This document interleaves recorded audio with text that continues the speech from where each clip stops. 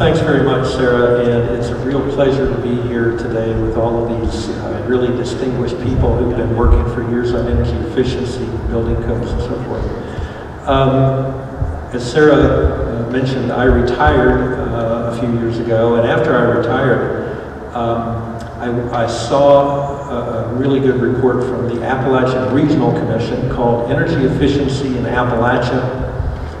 How much can we gain? How much will it cost? And how long will it take us to get there? I'm sure some of you have seen that report. If you haven't, it's really highly recommended. I'm sure you can find it, Energy Efficiency in Appalachia. That was published in early 2009, and just a few weeks after I got that report, my local power company, Appalachian Power, requested a 43% increase in rates in West Virginia, due primarily to skyrocketing coal prices, which is still something to be concerned about. And so I got to thinking, you know, maybe now would be a good time to go to the Public Service Commission, our regulatory agency, and see if we couldn't have Appalachian Power sort of provide the leadership, take the lead and do energy efficiency services and incentives for their customers, as the parent company, American Electric Power, is doing in a number of other states.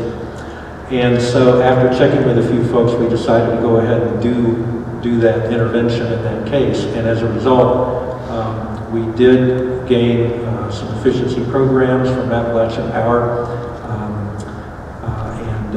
So they started up about a little over a year ago. But in working before the PSC and working with Appalachian Power, we have come to recognize that the legislation is really a powerful driving force in other states that have been getting energy efficiency gains going in a much quicker manner than is the case for us here now. And so in looking at legislation, the one that I'm going to talk about right now is called Energy Efficiency Resource Standard. Or how about them ears? I've just been wanting to say that for a long time. Yeah, little did they know up in Morgantown that what they were really doing was pushing energy efficiency resource standards, so we're grateful to them for that. The reason for energy efficiency and why it's so economical is, if you look at the first chart here, this is a comparison of the cost of energy efficiency, which is the small block on the left of the screen, lower left of the screen, in terms of cents per kilowatt hour compared to the cost of generating electricity by all of the different methods, which include wind, biomass, nuclear, solar, coal, and so forth. And when you compare the cost of energy efficiency on a per kilowatt hour basis to any of these other things, it is less than half the cost, ranging anywhere from 1.5 cents. Well, the next slide. This slide tells you in 14 states what has it cost to do utility-based energy efficiency programs, and they range from a high of 3.3 cents in one state to a low of about 1.5 cents. And so we know from the hard data that efficiency is very low cost compared to generating that same amount of power from any other source. This chart, and I'm sorry they're not very easy to see from a distance, but this shows the experiences of 20 states, I believe. The gray bar is the actual standard that they're trying to achieve, that is the goal in that particular state, what they're trying to achieve, versus the red bar, which is what's actually been achieved in utility-based efficiency programs. And what you see is that in most of the states, the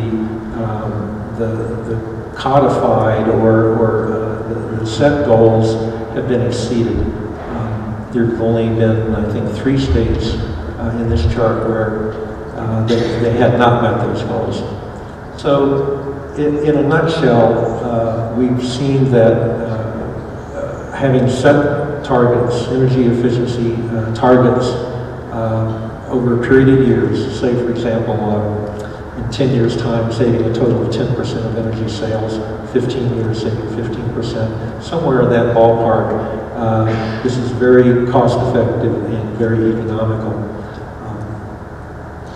And these are the number of the states that have energy efficiency resource standards in green. And the states, the two states that are in yellow are a combination of energy efficiency resource standards and another method. It's something that we've seen working well in Pennsylvania, Maryland, and Ohio, and we think that it'll work well here. There was a bill introduced in West Virginia in 2010 and also in 2011. It was House Bill 3088. That bill is a good starting point.